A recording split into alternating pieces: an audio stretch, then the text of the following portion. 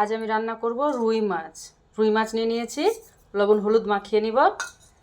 কড়া বসিয়ে দিয়েছি, এবার দিয়ে দিব সর্ষের তেল।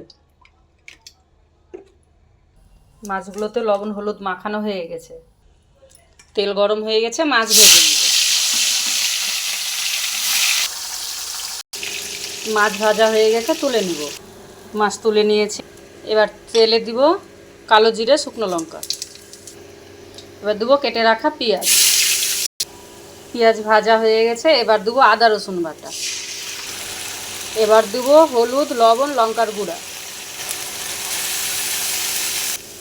একটু জল দিব হলুদের গন্ধ যাওয়ার জন্য। মশলা ভাজা হয়ে গেছে, এবার দেবো ঝোলের জন্য জল।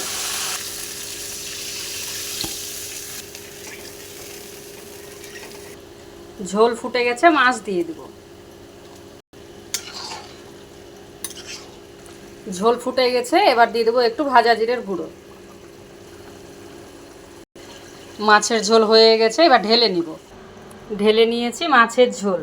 রুই মাছের পাতলা ঝোল কেমন হয়েছে অবশ্যই রেসিপিটা কমেন্টে জানাবেন।